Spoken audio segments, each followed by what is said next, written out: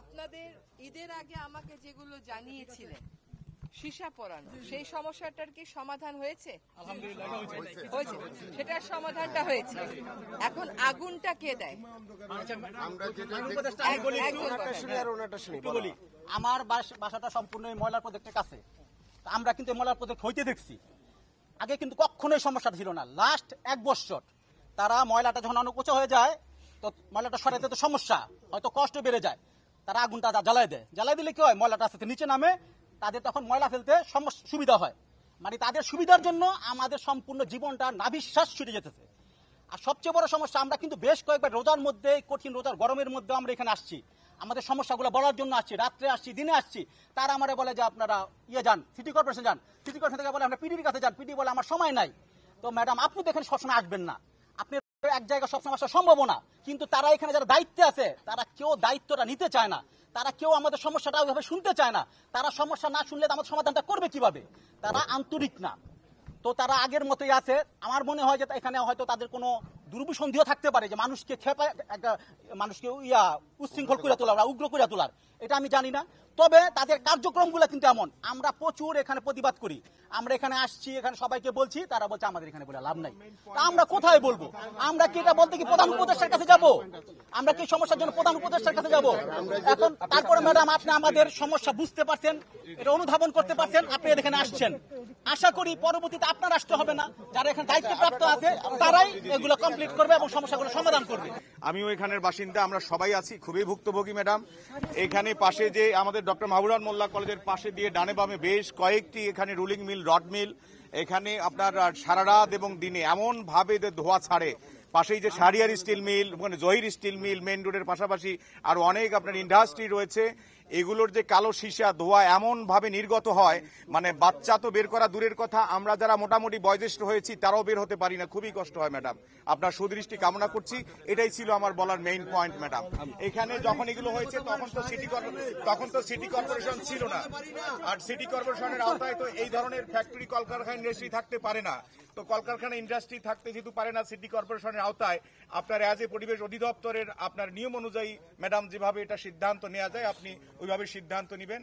আপনার কাছে ম্যাডাম মমিনুর রহমান মমিন। আমি একটু বলি, বসতভিটা 500 বছর আগে, কুনাপাড়া, মাতুয়াইল, কাজলা, 500 বছর আগের বিটে বাটি গেলি এখন দাদারা কবর হয়ে গেছে, আমরা এখন বাড়ি ছেড়ে যাওয়ার উপক্রম হয়েছে।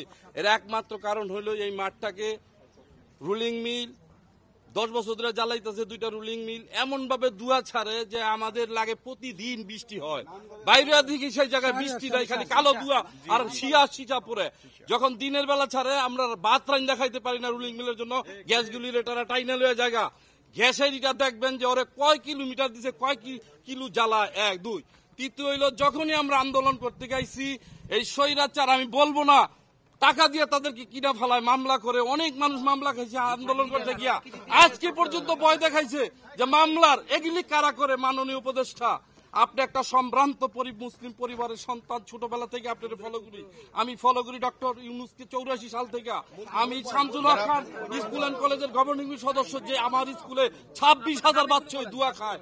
এই কলেজটায় 10 লগ, এই কলেজটা মাহবুবুর রহমান কলেজ, এখানে 10,000 ছাত্রছাত্রী যখন ধোঁয়া ছাড়ে রুলিং মিলের জ্বালানা বন্ধ করে ফেলায়, বিদ্যুৎ না থাকলে ক্লাস করতে পারে না। আর সবচেয়ে বড় কথা, মায়েরা রান্না বাড়া করতে পারে না, খালি একদিক দিয়ে যদি যন্ত্রণা করতো, ধোঁয়া আকাশও যাইতো, 4 কিলোমিটার দূর যাইতো, কিন্তু 4 কিলোমিটার দূর যায় না, এটা 2 কিলোমিটার ধোঁয়াগুলি ঘুরে আমাদের ছাদে পরে, কাপড় ময়লা হয়ে যায়।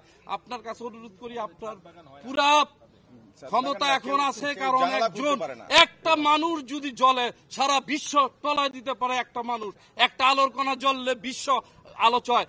আজকে আমাদের এই সমস্যাগুলি, এটা এখানে 40 লক্ষ লোকের বাস, এই জায়গায় মানুষ নাই। একটু তাকাবেন কোনাপাড়ার দিকে, রাস্তার দিকে আমি 2 মিনিট ব্রেকের সৃষ্টি করবো, 2 লক্ষ লোক হয়ে যাবে, এত মানুষ।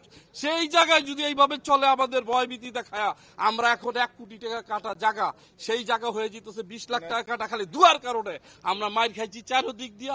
এটা আপনার কাছে বিনীত আবেদন। শোনেন, বাংলাদেশের সব জায়গাতে বর্জ্য ব্যবস্থাপনা একটা ভয়ঙ্কর আকার ধারণ করেছে। আমি গতকাল নরসিংদী গেছি, ওখানে দেখি জেলখানার সামনে পুরা প্রস্তে প্রস্তে আপনার পলিথিন আর প্লাস্টিক বসে আছে। এখন এইখানের সমস্যা আর আমিনবাজারের সমস্যা একই রকম। আজকে আমাদের সাথে আমাদের উত্তরের প্রশাসক মহোদয় আছেন, আর দক্ষিণের যিনি বর্জ্য ব্যবস্থাপনার দায়িত্বে আছেন, ধৃষ্টতা দেখায় আবার জানাবেন। আপনাদের তো ওর নাম্বার আছেই, যে সেই সমস্ত কারখানার আমরা দরকার হলে মালিকদেরকে ধরবো। দুইটা আপনি বলেছেন যে দুইটা স্টিল মিলের কথা, আমি দুইটা স্টিল মিলের নাম নিয়েছি। আমি গিয়ে দেখবো ওদের পরিবেশগত ছাড়পত্র আছে কিনা। যদি ওরা ছাড়পত্র মেনে চলে তো চলবে, যদি ছাড়পত্রের একটা নিয়ম ওরা ব্যত্যয় ঘটায় আমরা সেটা আইনি ব্যবস্থা নেব। এখানে একটা কথা বলি, আমাদের যিনি রুবিনা আছেন উনি আমাকে বলেছেন যে অলরেডি ওদেরকে বন্ধের নোটিশ রেডি করা হয়েছে, কালকে অফিস খুললেই ছেড়ে দেওয়া হবে। এখন এইখান থেকে আপনাদের চূড়ান্ত দাবিটা হচ্ছে যে এইখান থেকে এটা সরিয়ে নিতে হবে। আসলে মানুষেরকে অত্যাচার করার যে কত কায়দা আছে এটা এইখানে না আসলে আপনি বুঝবেন না, আমিনবাজারে না গেলে আপনি বুঝবেন না। হ্যাঁ, কিন্তু এটা চলতে পারে না। কিন্তু এটা যদি আপনি আমাকে 5 দিনে পারবো না সমাধান করতে। আমরা যেটা করতে পারবো সেটা হচ্ছে আপনি আসলে সামনে আপনি বলেন যে আগুনটা নিভাতে আপনি কি করতেছেন, নিজেরাই বলেছেন যে এটা সময় লাগবে।